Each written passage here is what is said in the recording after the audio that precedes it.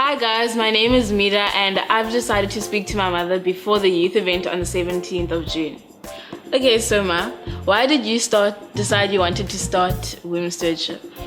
I always say it is based on the healing and the forgiveness, the grace of God in my own journey when I was a womb violator, and then I received the peace and the forgiveness from God to become a womb steward. There's a verse in the Bible where Paul speaks about going to comfort people using the same comfort that one has received when they needed comfort in their time. So practically for me, womb stewardship is an extension of His mercy that I received to other people who are undergoing the same processes that I was in back in the day. You spoke about being a womb violator.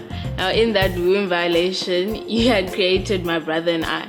What was it like being a single mother to Yolo and I?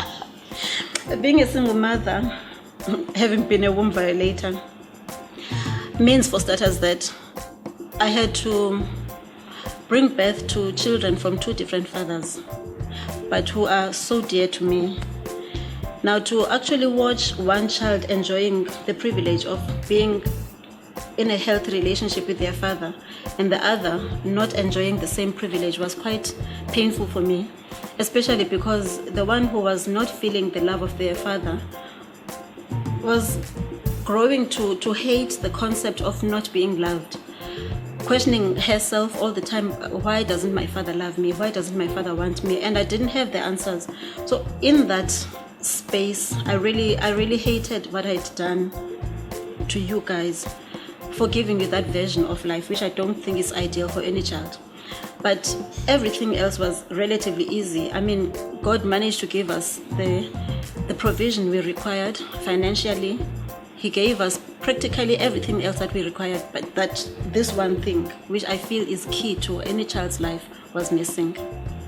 And if you had a chance to go back and give yourself advice when you were my age, what would you say?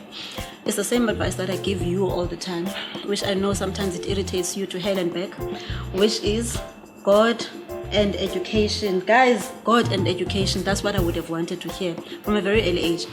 God, not because God and education are equivalent, but with God, education becomes not just education, it becomes understanding, it becomes wisdom. So for me, if I were to get that, I used to be a hard-driven person to study and get to the top of it, but I left God behind. And for me, I really want my children, I would want my young self to have taken both God and education. And do you have any regrets from being a womb violator? Any regrets that I have about being a womb violator is not that I've given birth to children out of wedlock. I'm regretting the fact that I lost my purity outside of wedlock. That is the only regret, because everything else would have happened like God would have wanted it. So the only regret I have is seeking the things instead of seeking the kingdom.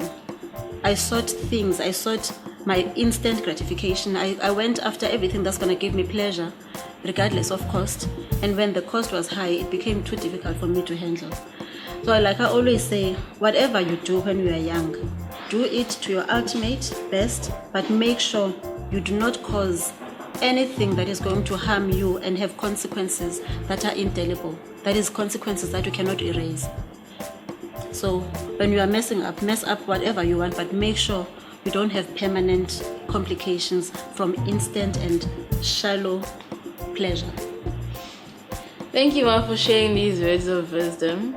I think what I've learned from this whole situation and explanation is that anybody can start anywhere and end up at the bottom, but the only place to go from the bottom is the top, which is what you have showed me from explaining your journey.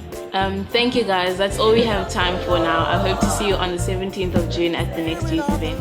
Bye!